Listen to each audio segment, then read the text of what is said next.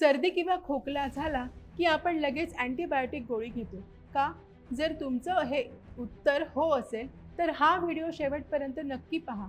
कारण डॉक्टर सांगतात की प्रत्येक सर्दी खोकल्यासाठी अँटीबायोटिकची गरज नसते आणि चुकीच्या वापरामुळे भविष्यात धोका निर्माण होऊ शकतो. सर्वप्रथम एक महत्त्वाची गोष्ट समजून घ्या. साधारण सर्दी, खोकला आणि फ्लू हे बहुतेक वेळा व्हायरसमुळे होतात. पण अँटीबायोटिक औषधे फक्त बॅक्टेरियावर काम करतात, व्हायरसवर नाही. त्यामुळे सध्या सर्दीवर अँटीबायोटिक घेतल्याने आजार लवकर बरा होत नाही, उलट त्याचे दुष्परिणाम होऊ शकतात.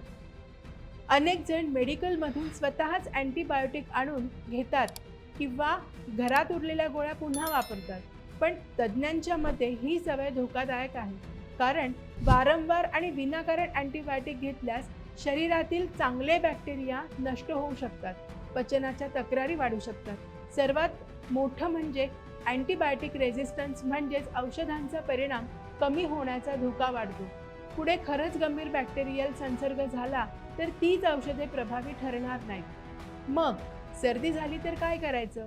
पुरेशी विश्रांती घ्या, भरपूर पाणी प्या, गरम पेयांचा आधार घ्या आणि डॉक्टरांनी सांगितलेल्या लक्षणांवरतीच औषधे घ्या.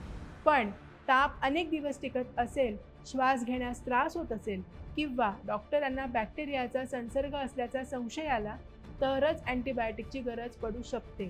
त्यामुळे स्वतःहून औषधे घेण्याऐवजी डॉक्टरांचा सल्ला घेणं हा सर्वात सुरक्षित मार्ग आहे. लक्षात ठेवा, प्रत्येक आजारावर अँटीबायोटिक हे उत्तर नसतं.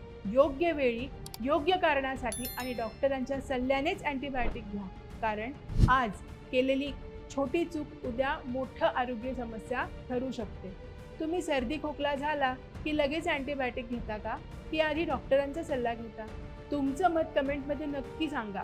व्हिडिओ लाईक करा, शेअर करा आणि चॅनलला सबस्क्राईब करायला विसरू नका.